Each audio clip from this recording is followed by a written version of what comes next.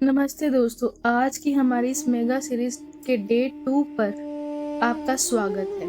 कल डे 1 पर हमने इस यात्रा की शुरुआत की थी, लेकिन आज हम खड़े हैं उस जमीन पर जहां से हम इस धरती का सबसे बड़ा इतिहास लिखा गया है, कुरुक्षेत्र। जब दुनिया में कोई बड़ा युद्ध होता है तो राजधानी पर कब्जा करने के लिए लोग किलों पर आक्रमण करते हैं या पहाड़ों की आड़ लेकर छिपकर वार करते हैं। लेकिन महाभारत जैसे महायुद्ध के लिए एक सपाट खुला मैदान चुनना, क्या यह सिर्फ एक संयोग था? बिल्कुल नहीं, यह कोई संयोग नहीं था। हमारे शास्त्रों में, खासकर महाभारत के आदि पर्व और भीष्म पर्व में, कुरुक्षेत्र के चुनाव के पीछे बहुत ही गहरे आध्यात्मिक, मनोवैज्ञानिक और वैज्ञानिक कारण बताए गए हैं। आज के इस डीप डाइव में हम उन सभी भेदों को खोलेंगे जिन्हें अक्सर लोग नजरअंदाज कर देते हैं। आज का यह एपिसोड किसी अंधविश्वास पर नहीं होगा। आज हम उठाएंगे आदि शंकराचार्य का गीता भाष्य, लोकमान्य तिलक की गीता रहस्य और संत ज्ञानेश्वर की ज्ञानेश्वरी। इन सभी महान ग्रंथ के आधार पर हम समझेंगे कि जब कर्म ही धर्म बन जाता है तो युद्ध क्षेत्र का लॉजिक कैसे बदल जाता है। अगर आप इस गहरे ज्ञान के लिए तैयार हैं तो अभी कमेंट में लिखें तर्क और तथ्य। चलिए शुरू करते हैं। सबसे पहले इतिहास और शास्त्रों के उन तथ्यों पर बात करते हैं जो कुरुक्षेत्र की भूमि को परिभाषित करते हैं।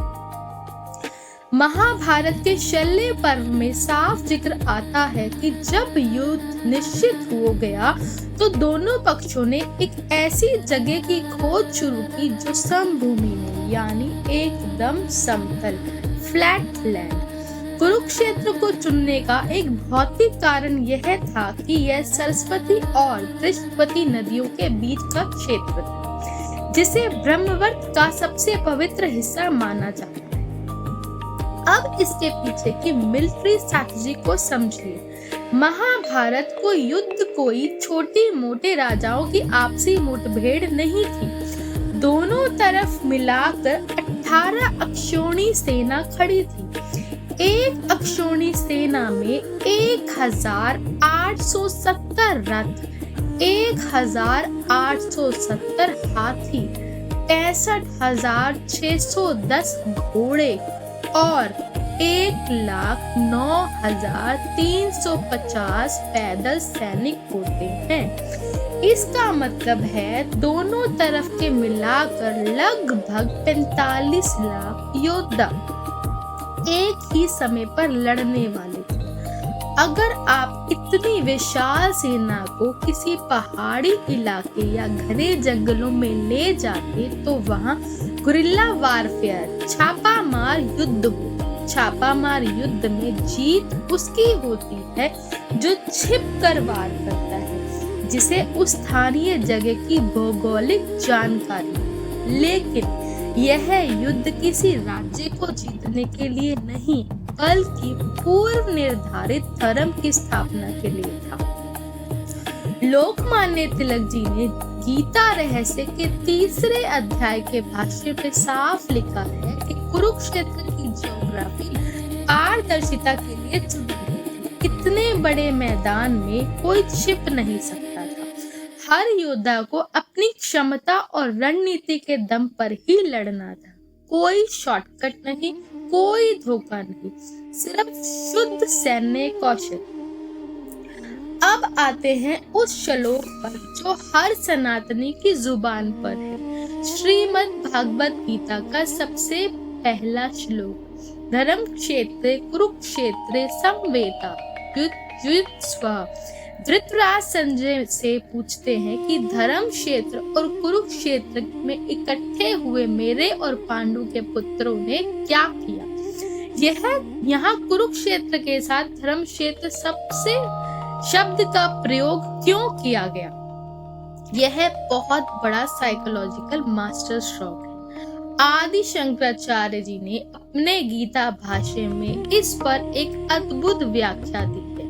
उन्होंने समझाया कि कुरुक्षेत्र को राजा कुरु की तपस्या के कारण एक ऊर्जा ग्रिड माना जाता था। उस भूमि की मिट्टी की तासीर ऐसी थी कि वहां जाकर इंसान के अंदर का मुखौटा टिक नहीं सकता। इसे मॉडर्न साइकोलॉजी में एनवायरमेंटल सजेशन कहते हैं। जब आप किसी भव्य मंदिर में जाते हैं तो बिना किसी के कहे आपका सिर झुक जाता है। जब आप किसी शमशान में जाते हैं तो आपके भीतर वैराग्य पैदा होता है। कुरुक्षेत्र एक ऐसा एनर्जी सेंटर था जहां खड़े होकर हर व्यक्ति के अवचेतन मन का सच बाहर आना ही था। दुर्योधन का अहंकार और अर्जुन का धर्म संकट दोनों इसीलिए खुलकर सामने आए क्योंकि उस भूमि की ऊर्जा ने उनके असली चरित्र को ट्रिगर कर दिया। वह जगह बहानेबाजी की नहीं बल्कि अंतिम निर्णय की जगह। इस पॉइंट को आगे बढ़ाते हैं। महाराष्ट्र के महान संत ज्ञानेश्वर जी ने अपनी कालजयी कृति ज्ञानेश्वरी, जो गीता पर सबसे गहरा प्राकृत भाष्य माना जाता है, में लिखा है कि कुरुक्षेत्र को एक खेती के मैदान की तरह देखा जाना चाहिए। जैसे एक खेत में हम बीज बोते हैं और जो सही बीज होता है वही उगता है, वैसे ही कुरुक्षेत्र एक ऐसा खेत था जहां अधर्म की फसल को काटना और धर्म की फसल को उगना पहले से निश्चित था। कमाल की बात है, ज्ञानेश्वर महाराज का यह तर्क आज के मैनेजमेंट पर बिल्कुल सटीक बैठता है। कॉर्पोरेट वर्ल्ड में या लाइफ में हम एक टर्म यूज करते हैं, the level playing field. Kurukshetra एक ऐसा ही प्लेइंग फील्ड था जहां दोनों पक्षों को अपनी बात साबित करने का बराबर मौका मिला। लेकिन उस भूमि की आध्यात्मिक फ्रीक्वेंसी इतनी हाई थी कि वहां सिर्फ सत्यमेव जयते का नियम ही चल सकता था। अधर्म चाहे जितना भी शक्तिशाली हो, उस पवित्र भूमि पर उसकी उम्र लंबी नहीं हो सकती थी। यही कारण है कि भीष्म और द्रोणाचार्य जैसे महान योद्धा जो अंदर से जानते थे कि वे गलत पक्ष में खड़े हैं, उनकी मानसिक और शारीरिक शक्ति उस भूमि पर धीरे धीरे क्षीण होने लगी। कुरुक्षेत्र एक ऑटोमेटिक स्पिरिचुअल फिल्टर था। अब आते हैं इस एपिसोड के सबसे क्रांतिकारी हिस्से पे, जब कर्म ही धर्म बन जाए। आम तौर पर सनातन धर्म में हिंसा, जीव हत्या और अपने ही परिवार पर शस्त्र उठाना बहुत बड़ा पाप माना गया है। फिर उसी कुरुक्षेत्र में खड़े होकर भगवान श्री कृष्ण अर्जुन को युद्ध करने के लिए क्यों कह रहे हैं? यही वह जगह है जहां हमें धर्म शब्द की सही परिभाषा समझनी होगी, जिसे तिलक राज और अन्य विचारकों ने स्पष्ट किया है। धर्म का मतलब सिर्फ पूजा पाठ या मजहब नहीं है। धर्म का मतलब है कर्तव्य, न्यायपरकता और वैश्विक व्यवस्था को बनाए रखना। महाभारत के शांति पर्व में साफ कहा गया है कि जब समाज में अन्याय इतना बढ़ जाए कि शांति के सारे प्रयास, जैसे श्री कृष्ण का शांति प्रस्ताव विफल हो जाए, तो उस स्थिति में अधर्म के खिलाफ शस्त्र उठाना ही सबसे बड़ा धर्म बन जाता है। इस बात को एक आधुनिक उदाहरण से समझिए। अगर कोई आम नागरिक सड़क पर किसी को मारता है तो वह अपराध है, उसे जेल होगी। लेकिन वही नागरिक एक सैनिक बनकर बॉर्डर पर देश की रक्षा के लिए दुश्मन को मारता है तो उसे परमवीर चक्र मिलता है। क्यों? क्योंकि क्या गया? बदला उसके एक्शन के पीछे का इंटेंट और कंटेक्स्ट। कुरुक्षेत्र पर पहुंचने के बाद अर्जुन एक भाई, पोता या शिष्य नहीं था, वह धर्म की स्थापना का एक निमित्त था। अगर वह वहां पर मैं हिंसा नहीं करूंगा कहकर बैठ जाता तो वह अधर्म होता, क्योंकि वह अपने कर्तव्य से भाग रहा था। आज के संदर्भ में आपका कुरुक्षेत्र, आपका करियर, आपका बिजनेस या आपकी लाइफ के चैलेंजेस। जब आप उस बैटलफील्ड पर खड़े हैं तो वहां रोना या बहानों के पीछे छिपना अधर्म है। वहां डट कर मुकाबला करना और परिणाम देना ही आपका धर्म है। कर्म योग का यही सबसे बड़ा व्यवहारिक तर्क है। अक्सर लोग यह सवाल भी उठाते हैं कि पांडवों के पास सेना कम थी, उनके पास 7 अक्षौणी सेना थी और कौरवों के पास 11 अक्षौणी। तो रणनीतिक रूप से पांडवों को तो गुरिल्ला वारफेयर चुनना चाहिए था। उन्होंने कुरुक्षेत्र के खुले मैदान के लिए हाँ क्यों की? बहुत ही वैलिड सवाल है। इसका जवाब हमें कौटिल्य के अर्थशास्त्र के युद्ध नियमों में मिलता है, जिसका मूल महाभारत से ही आता है। प्राचीन काल में 2 तरह का युद्ध होते थे, प्रकाश युद्ध और कूट युद्ध। अगर पांडव छिपकर या धोखे से लड़ते तो यह युद्ध सिर्फ एक गद्दी की लड़ाई बनकर रह जाता। इतिहास के पन्नों में लोग कहते कि पांडवों ने छल से राजपाट हासिल किया।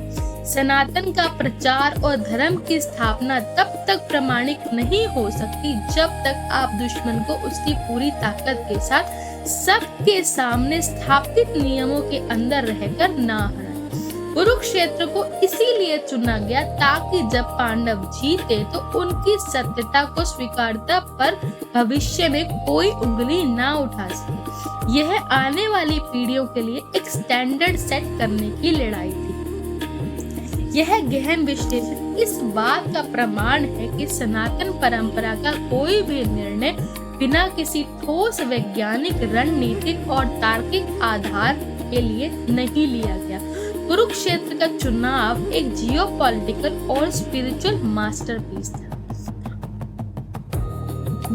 और जब यह एक प्लेइंग फील्ड सेट हो गया तो दोनों सेनाएं आमने सामने खड़ी हो गई। तब शुरू हुआ मानव इतिहास का सबसे बड़ा मनोवैज्ञानिक संग्राम, अर्जुन का ब्रेकडाउन। कल डे 3 पर हम बात करेंगे कैसे एक महान लीडर डिसीजन पैरालिसिस का शिकार होता है और कैसे भगवान कृष्ण ने उस मानसिक अवसाद को दुनिया की सबसे बड़ी गाइड बुक यानी भगवत गीता में बदल दिया। अगर आपको आज का ये कंटेंट सच में ठोस और ज्ञानवर्धक लगा हो तो इस वीडियो को हर एक सनातनी, हर एक स्टूडेंट और लीडर के साथ शेयर कीजिए। चैनल को सब्सक्राइब कीजिए और नीचे कमेंट सेक्शन में लिखिए राधे राधे। कल मिलते हैं डे 3 पर इसी समय। प्रेम से कहिए राधे राधे।